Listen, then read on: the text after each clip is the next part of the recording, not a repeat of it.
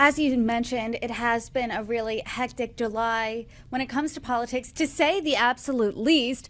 But do you, as a pollster, coming from that perspective, has everything you've known about this race fundamentally been changed now that Biden's no longer in it and Vice President Kamala Harris has replaced him? Well, yes. I mean, I think I can say these that it has fundamentally changed, but it only changes a little bit. But when you're talking about really narrow margins, that is fundamental change because that really makes it a different race. So in a state like Georgia, which was basically a write-off, for campaigns because everyone expected Trump to beat Biden there, given where polling was. It's now in play, and I think there will be other states that will be looking at, where's North Carolina, for example, and we'll be doing a poll there later in the fall. So it has fundamentally changed.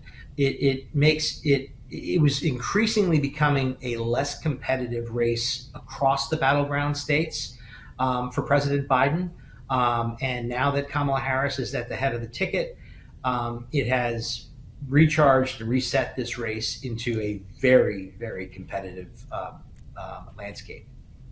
When you're looking at these numbers specifically coming out of Georgia, what are you looking out for between now and November?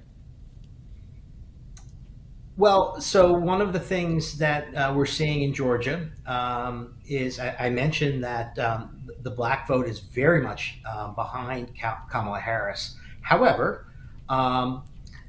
there is a noticeable gender gap, a 20-point gender gap among black voters. And we also see support. Black men are voting for Trump by, I think, 12 points. Or vote 12% of black men are voting for Donald Trump. An additional 13% are voting third party. So RFK, Cornel West, Jill Stein.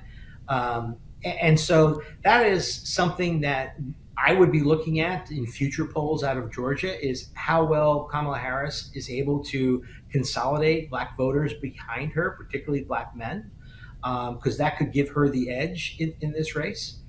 And I'll continue to look at the motivation gap.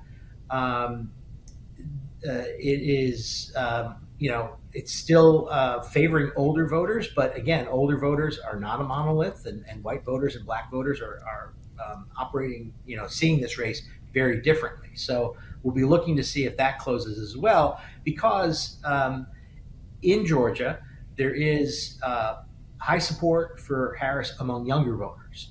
And with their lack of motivation, that still leaves a question mark as to where they're going to be come election day. Will they be voting in the numbers that we're seeing them in this poll? If their motivation increases, that will also be something that would, give Harris an edge here. There's definitely a lot to look out for between now and November. But Bob, I appreciate the poll. I appreciate the conversation. I hope you can come back on and break down more polls as they come out. Thank you so much for joining me. You're very welcome. Thanks for having me.